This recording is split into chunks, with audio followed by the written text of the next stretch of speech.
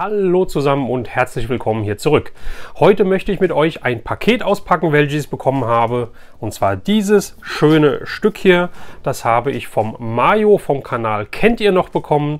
Mehr dazu, was es damit auf sich hat, seht ihr nach dem Intro.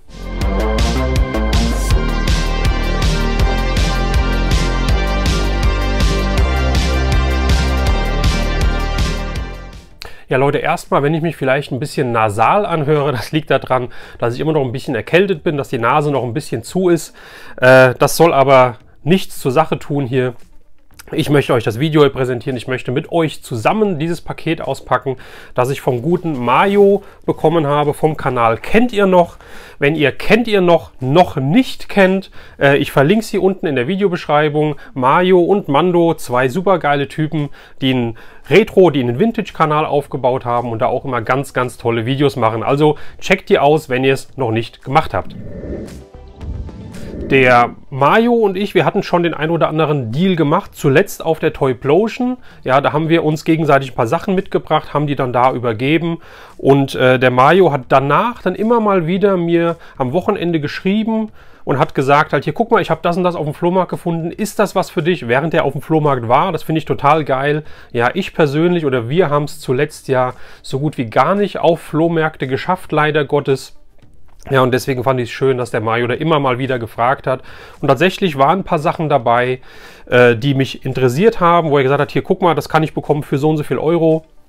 Das haben wir dann alles geregelt und er hat gesagt, gib mir doch nochmal deine Adresse, denn ich möchte, dass du das noch vor Weihnachten bekommst. Das war über den ganzen Sommer verteilt immer mal wieder. Von daher, ich muss ganz ehrlich sagen, ich weiß nicht mehr genau, was hier alles drin ist. Deswegen möchte ich das mit euch zusammen lüften und ich glaube, ich werde dann, obwohl ich es irgendwann mal ihm gesagt habe, ja, das hätte ich gerne, genauso überrascht sein wie ihr, was hier drin ist. Und deswegen machen wir das jetzt mal auf und dann gucken wir einfach mal, was der gute Mayo mir hier eingepackt hat.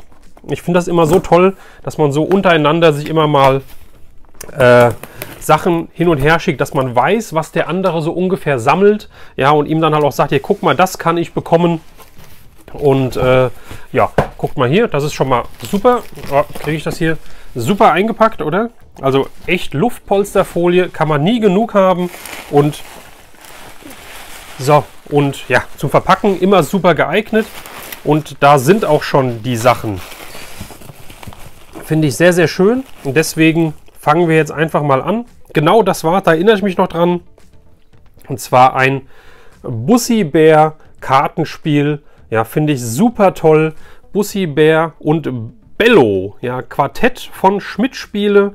Das müsste, ich muss gerade mal gucken, das müsste aus den 70ern eigentlich sein, oder? Es steht leider nichts drauf, aber ich finde es einfach toll. Ja, ein Bussibär-Quartett. Hinten drauf auch. Guckt doch mal, der sieht doch toll aus, der gute Bussibär. Passt perfekt in meine Quartettsammlung, Schrägstrich. Ihr habt es wahrscheinlich alle mitbekommen, in meine Kartensammlung. Da hat sich ja auch ein bisschen was getan, was Trading Cards angeht. Nichtsdestotrotz ist das Vintage-Hobby immer ein Teil von mir und deswegen gibt es da auch weiterhin Videos zu.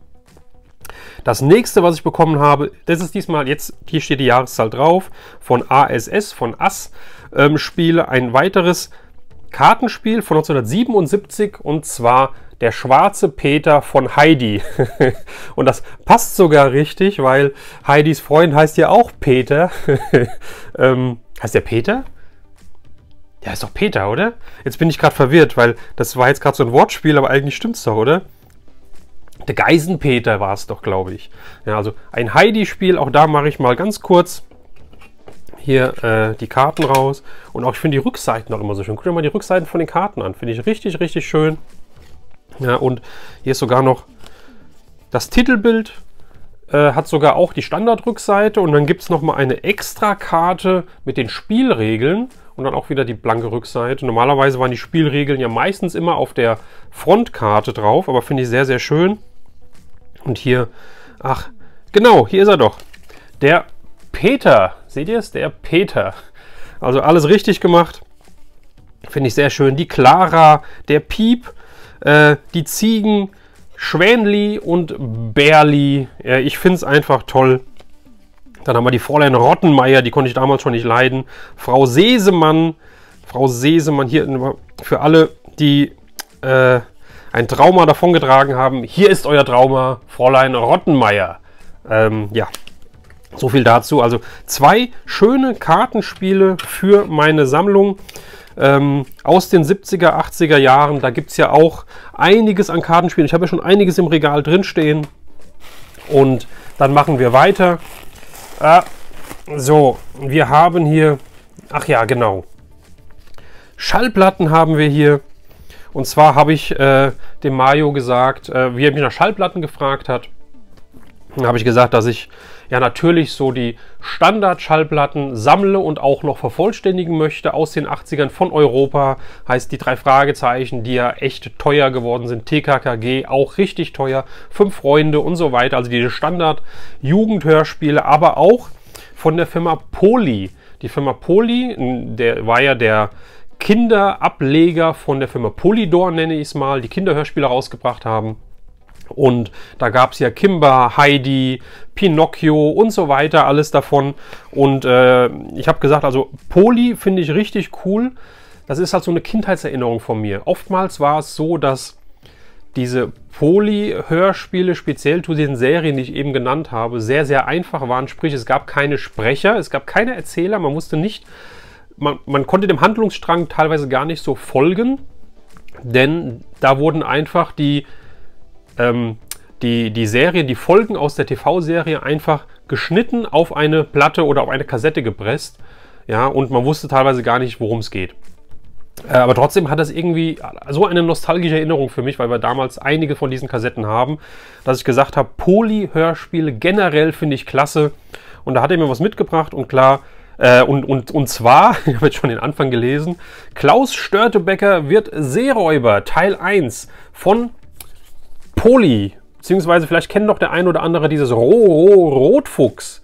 Ja, auch toll, da hatte ich zum Beispiel und habe ich immer noch von Der kleine Vampir von Angela Sommer-Bodenburg, heißt sie, glaube ich, noch die ganzen kleinen Büchlein, die habe ich alle noch, die habe ich früher verschlungen. Und dieses Hörspiel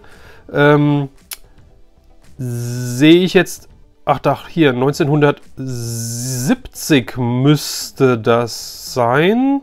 Bin ich mir jetzt nicht ganz so sicher. 1975 ist diese Platte rausgekommen. Finde ich sehr, sehr schön. Oh, Entschuldigung. Seht ihr, ich bin noch nicht hundertprozentig fit. Klaus Störtebeker wird Seeräuber, Teil 1. Die Vitalienbrüder heißt es hier. Ja, sehr, sehr schön. Also das kommt natürlich in meine Sammlung. Lege ich mal hier runter. Und weil ihr ja gesehen habt, Teil 1 muss natürlich auch Teil 2 her. Und zwar mit dem reißerischen Titel Klaus Störtebeker kämpft, Teil 2. Finde ich richtig toll, finde ich richtig klasse. Muss kann mal gucken, kenne ich hier irgendwelche Sprecher vom Namen her? Ich glaube nicht. Dieter Soltau, Reinhard Becker, Peter Schmittinger, Markus Beusen etc. Also sagen mir jetzt auf Anhieb nichts. Aber ich finde auch, guckt euch mal die Artworks an. Ja, ich drehe es nochmal um, da ist besser das Artwork zu sehen. Ich finde die einfach toll. Das ist einfach 70er Atmosphäre in Reinkultur, nenne ich es mal. Ja, richtig, richtig toll. Ja, finde ich richtig klasse. Also die Platte, Teil 1, Teil 2. Dann hat er mir hier beigelegt. Was haben wir hier?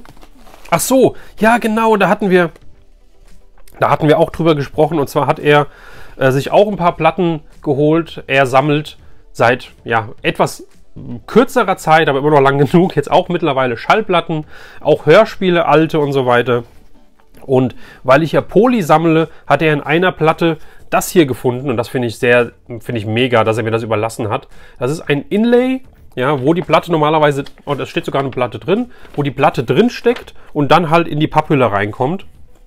Und bei Poly war es früher so, dass bei einigen, ja, diese Hüllen bedruckt waren, nicht nur einfach weiß, sondern bedruckt waren. Hier sind die ganzen oder sehr, sehr viele von den Hörspielen drauf. Finde ich sehr, sehr schön. Und jetzt gucken wir mal, was da für eine Platte drin ist, weil das wusste ich jetzt nicht.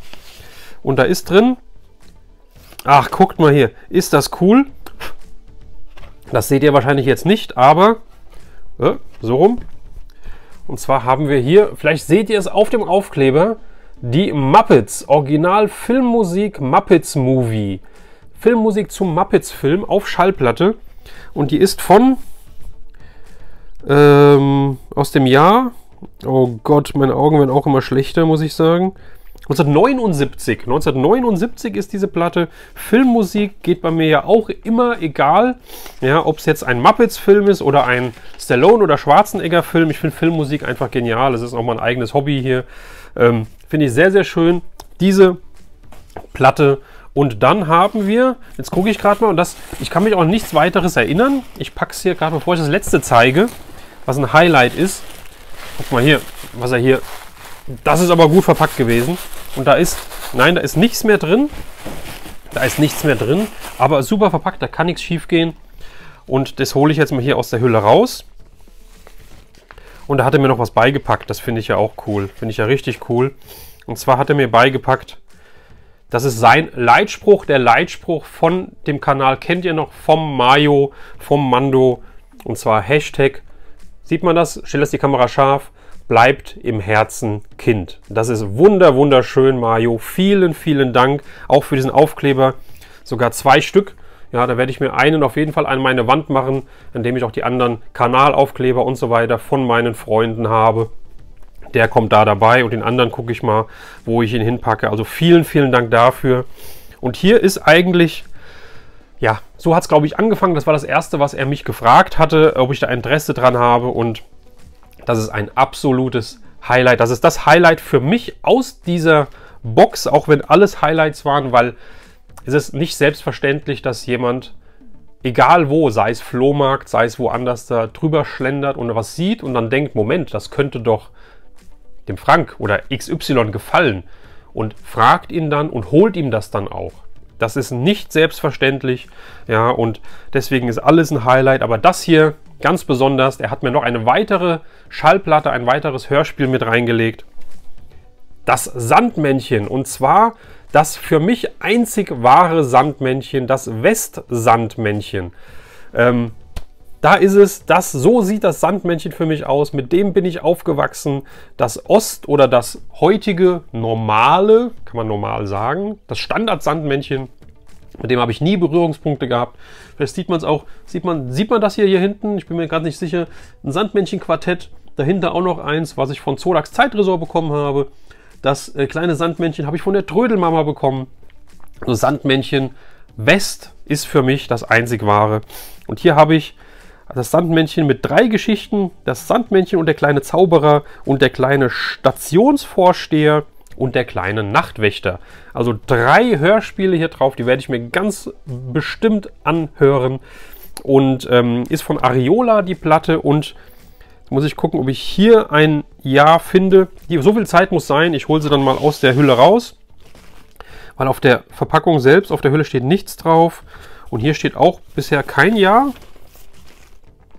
Oh, die Platte sieht richtig gut aus. Da ist ja gar nichts dran. Das finde ich richtig klasse. Nein, aber es steht kein Jahr drauf. Ich tippe mal auch Ende der 70er. Ich bin mir nicht hundertprozentig sicher. Ich tippe mal Ende der 70er. Aber die Platte ist wirklich wunderschön. Leider kein Jahr drauf. Von der Firma Ariola. Eine Club-Sonderauflage. Aber das ist wirklich Wahnsinn. Ja, Leute, das war's. Das war das Paket. Also nochmal ein kleiner Recap. Schallplatte, das Sandmännchen. Eine kleine Inlay-Hülle von Poly. Da gucke ich mal, ob ich die irgendwo mit einsortieren kann. 2 Poly-Schallplatten von Klaus Störtebeker. Oh, da unten, die kommt ein bisschen raus. Klaus Störtebeker kämpft, finde ich den geilsten Namen. Klaus Störtebeker kämpft. Dann haben wir den schwarzen Peter mit dem Peter und der Heidi, das Quartett, das Kartenspiel, und das Quartett von Bussi Bär und Bello, dem kleinen blauen Hund. Der hat wohl zu viel getrunken.